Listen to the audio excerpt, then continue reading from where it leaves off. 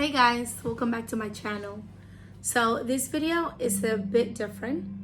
For those that are new, welcome. Thank you for subscribing. And for those that are returning, thanks for the support. If you're not subscribed yet, don't forget to hit that button and the bell so you get notified of all my videos. Give it a thumbs up if you think this video was good for you. So this video is not an unboxing or a review video like I normally do. This is mostly from one of my recent life changes experiences. And so if you guys have been keeping up with me, you guys know that I got diagnosed with another pulmonary embolism, which is blood clots in your lungs, recently after I had COVID. And so I was put on blood thinners for the rest of my life. With that came a lot of research on my own because the doctors do not tell you. They basically just give you the medicine and tell you to go buy. So I am on Xarelto, but there are many different blood thinners out there. For example, you have warfarin, which is Coumadin, heparin, then you have apixaban, Xarelto, Eliquis, or Equilis. Gosh, I think I messed that word up, the name. But you know, they don't really give you a list, a brochure, a flyer, or anything to tell you, okay, this is what you should look out for, or, you know, avoid this. If it's the one you inject yourself, yes, because they have to measure your blood. With all the other pills, you don't have to. My doctor basically told me, continue everything as is, don't change anything. It's just another medicine. I said, even alcohol? And he goes, yeah, just nothing changes. That's the beauty of this new medication. But that wasn't enough for me. You know, because with blood thinners, you do have the risk of bleeding. You can have internal bleeding, stomach bleeding, any type of organ bleeding. And so that kind of worried me. And because before I was diagnosed with a PE, I was already consuming these things that are natural blood thinner foods. And of course that didn't help, or didn't go as I thought it would be. Which are the ones that I was consuming. I was doing chia seeds in my water, not daily. I was trying my best though. I was doing fish oils. I tried grape juice. I actually tried red wine as well. And you know, just salmon. I don't think I was doing enough. I also did my occasional drinking here and there, you know, not just like a shot or something to dilute my blood, and so that I kept doing that. Have I known that this would have happened, I would have been taking aspirin daily. Well, apparently I'm so bad to the point where I just need blood thinners for the rest of my life. So when you research online, like, you know, what to avoid in blood thinners, the first thing that comes up is this list of 6 items, which is leafy greens, green tea, cranberry juice, grapefruit, and alcohol. 5 items actually. But that's for the older medication. So then I came across a list of tips when you're on blood thinners, which is for everybody, regardless of what type of blood thinners you're in. And you know, with that, it's a pretty simple list. It just says to be careful when you're doing exercises or activities, wear gloves when you're doing or dealing with sharp objects. It's really hard because, like, for me, I cook. What do I look like? What type of gloves do I need? You know, what do I need to get? So, and I do have a lot of knives that I deal with because I'm constantly cutting stuff. They tell you to switch from a regular razor to an electric razor, which is like, I shave my legs. Don't you shave your legs? I think nowadays everyone shaves. So it's like, okay, I get it. If we cut ourselves, you know, we can bleed. The way my doctor explained it to me was that if that's a small cut, they're not worried about that. You can take care of that. You know, they can't stop the bleed, but it's an internal bleeding what they're really worried about, or a hit in the head where you can bleed through your brain, So they're not worried about that. Although the internet does tell you to be careful. Waxing was another one that I found, and I do wax my eyebrows. So I'm like, how am I gonna do my eyebrows now? I can't shave them, and even if I shave them, I can't wear. You know, I can do razors, I can do waxing. So what the heck am I gonna do? I can't plug them correctly. It tells you to wear shoes as often as possible. I'm always in shoes. I don't know about you or you guys. you do have to change from a regular toothbrush to a soft bristle toothbrush. That makes sense because we can have gum bleeding. Thankfully, I have not had that issue. And so that was one of the good things that I was like, okay, yeah, that I do need to do, because you can get hurt and sore or whatever. The other thing was, if you're doing any type of sports, be careful. Even if you fall, you still have to be careful. So that's one that definitely is pretty obvious, but some people sometimes forget about that. Like if you're going skiing. So I feel really restricted because can't do skydiving, can't do bungee jumping, can't do skiing, skating. I just feel like I can't do any of those, I guess, adrenaline driven sports or events or activities that I would normally do. So that was a bummer for me. For you, just keep an eye on it. Be careful.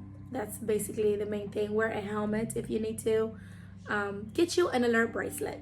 I have yet to get mine, and I am 2 years since my first, almost 2 years since my first PE, and 2 months since my second PE. I'm working on it because of other conditions that I have aside from history of PE. So if you fall and hit your head hard, get checked out. Let all your doctors know. Let all your doctors know that you're in blood thinners. And, you know, because there could be some drug interactions with other medicines. So they are medicines that you do have to stop taking or avoid taking, like NSAIDs, which is basically anti-inflammatories, and the list goes on.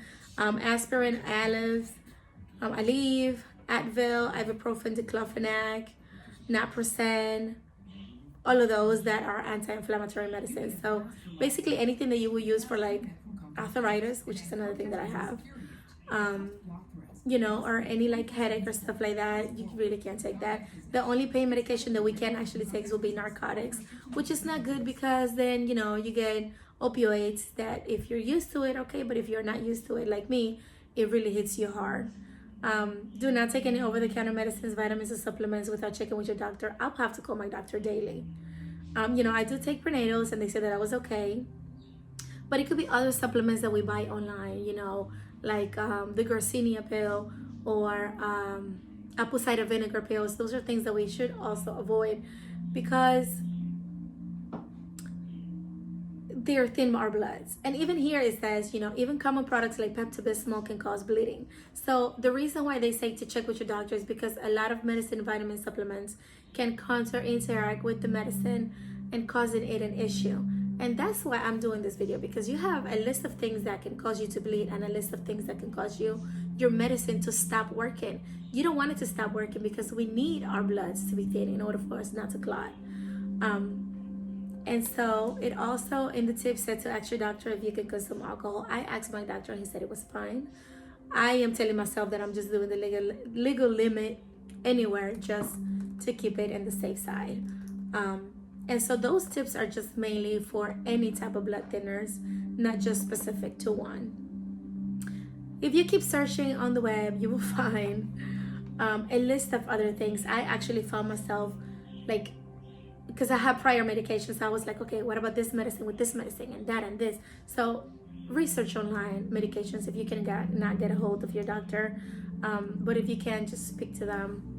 You know, then you have a list of things every day of things to do and not do that you can find online.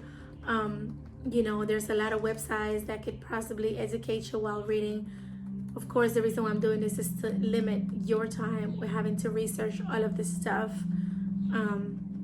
So the list of things that I came across when I was searching for myself, things to avoid or to keep an eye on that can make your medicine or your blood thinner, which makes your medicine work as good, or I guess, or you know, it's too much blood thinning that could cause you to bleed. So chia seeds. Apparently chia seeds is a natural blood thinner. Peppermint tea and peppermint oil. So I do those for aromatherapy. Apparently I can do that now. Basil, oregano, cinnamon, clove, lemongrass, and birch oil for aromatherapy. Avoid those.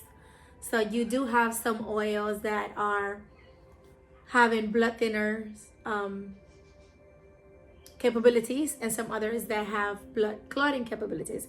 I will put a picture up because I did find this and I thought it was very useful. So there are a few that we can still use. I believe lavender is a blood clotting one, which didn't help for me because I was using them on my dryer balls to give my clothes some good smell, and maybe that backfired on my end. So what else? I have fish oil, it's a blood thinner, ginger, turmeric. Turmeric is one, cayenne pepper, ginkgo biloba, ginseng, green tea, cranberry juice, grapefruit. And then the only one that I used, I'm no doctor, do your own research, let me say that, was CBD and hemp oil. It basically stops the medicine from working. I did see on Facebook that somebody say their doctor said that it will thin their blood more. So again, ask your doctor, do your own research. This is just a list of things that I came up from the stuff that I consumed. We can still live a good life, play sports, just carefully. And so I hope that this video has helped somebody at least get your foot in the door with blood thinners, and knowing that you still can consume everything normally, just I guess to a certain limit. Otherwise it can cause you bleeding. And I do know that when you use things topically like peppermint oil or even an anti-inflammatory cream, it does not penetrate and get into your blood as much as if you was to take it in. So yeah guys, that is all that I have for this video. Thank you so much for watching. Share this video to somebody that you know could benefit from hearing this information about blood thinners and the foods that could make you bleed more. So yeah, bye.